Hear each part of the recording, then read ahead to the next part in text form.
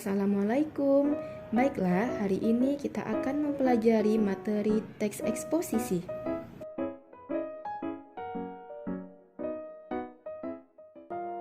Virus corona atau yang biasanya disebut dengan COVID-19 adalah sebuah penyakit atau virus yang melanda dunia saat ini.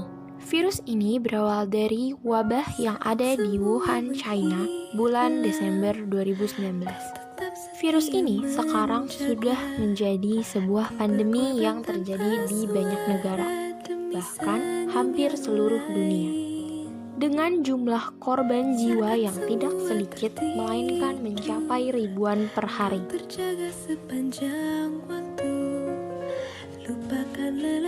Pemberian status pandemi bukan tanpa alasan, tetapi karena penyebaran virus ini begitu cepat.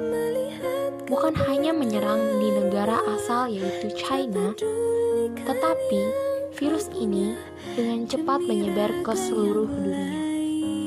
Banyak negara yang telah mencatat adanya korban di tempat mereka. Contohnya seperti negara kita, yaitu Indonesia. Indonesia sendiri sudah mencapai 210.940.000 yang terkonfirmasi virus corona. Yang meninggal dunia mencapai 8.544 jiwa pada tanggal 11 September 2020. Dan bukan hanya di Indonesia saja, tetapi di negara lain pun banyak korban jiwa yang berujung kematian. Hal inilah yang menjadikan virus ini begitu ditakuti. Salah satu hal yang turut berperan besar dalam gaya hidup masyarakat sendiri, gaya hidup yang kurang sehat dan tidak mengikuti anjuran kesehatan, sehingga menjadikan virus ini menyebar dengan cepat. Peningkatan korban positif corona ini disebabkan karena kurangnya kesadaran masyarakat dan kurangnya protokol kesehatan dalam melakukan kegiatan sehari-hari.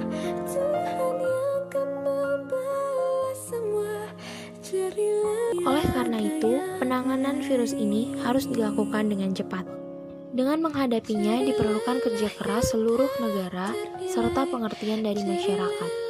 Jadi, mari kita sama-sama menjaga dan melakukan protokol kesehatan melalui diri kita sendiri, seperti menggunakan masker saat bepergian, menjaga jarak, dan rajin mencuci tangan.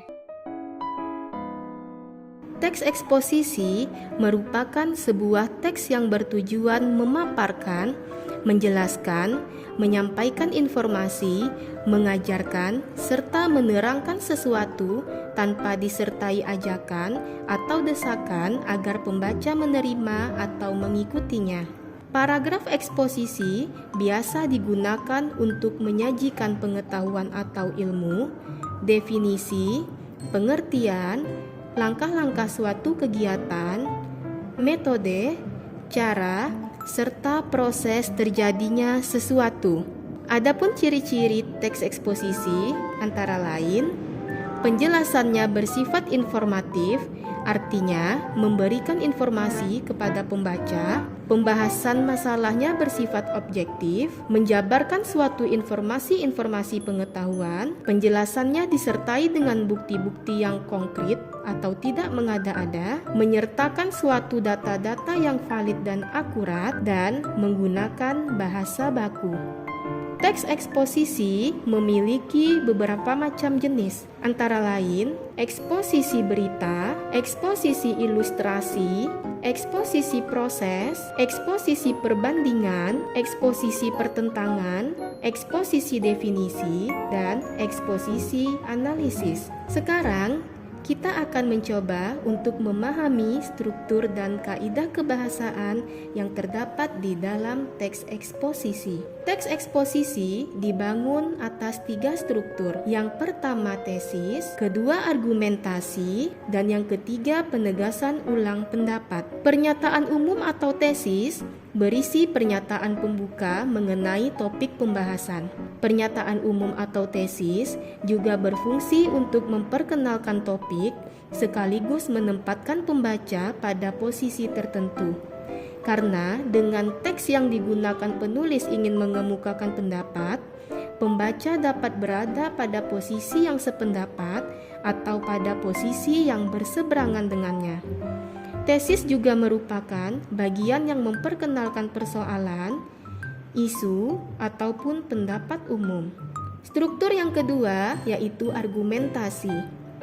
Argumentasi berisi sejumlah pendapat dan fakta-fakta yang mendukung tesis. Panjang dan pendeknya bagian ini tergantung pada jumlah argumen yang ada dalam pernyataan umum. Kemudian, menjabarkan argumen tersebut dalam paragraf-paragraf. Pengembangan argumen menjadi paragraf ini dilakukan melalui penyajian contoh dan alasan. Nah, di dalam argumentasi ini terdapat fakta-fakta yang menunjang teks eksposisi.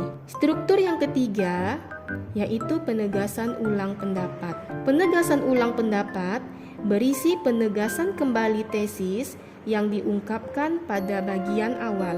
Penegasan ulang pendapat juga berisi saran atau kesimpulan penulis tentang topik pembahasan. Adapun kaidah kebahasaan teks eksposisi, yang pertama menggunakan nomina dan pronomina. Nomina merupakan kata benda dan pronomina merupakan kata yang dipakai untuk mengacu pada nomina lain.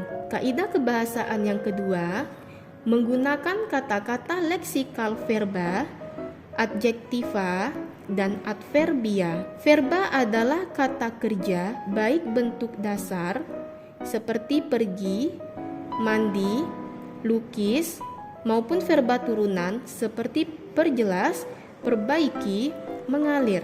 Adjektiva berupa kata sifat seperti cantik, tampan, dan susah. Sementara adverbia berupa kata keterangan seperti sangat, lekas-lekas, sesungguhnya. Kaidah kebahasaan yang ketiga yaitu menggunakan kata hubung atau konjungsi. Contoh konjungsi yaitu agar, supaya, bahwa, dengan, sehingga, tanpa, jika, begitu. Masih banyak jenis konjungsi lainnya. Kaidah kebahasaan teks eksposisi selanjutnya yaitu menyajikan argumentasi urut, dan kaidah kebahasaan yang terakhir menyatakan sikap penulis. Dalam menyatakan sikap penulis ini, penulis bisa setuju dengan informasi yang diberikan dan bisa tidak setuju. Untuk menambah pemahaman kamu, coba perhatikan analisis struktur dan kaidah kebahasaan teks eksposisi berikut ini.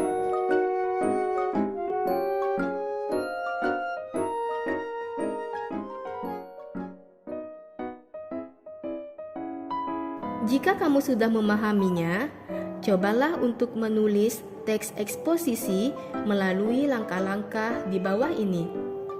Pertama, tentukan jenis teks eksposisi yang hendak ditulis. Kedua, tentukan tema eksposisi yang hendak dikembangkan. Ketiga, tentukan draft.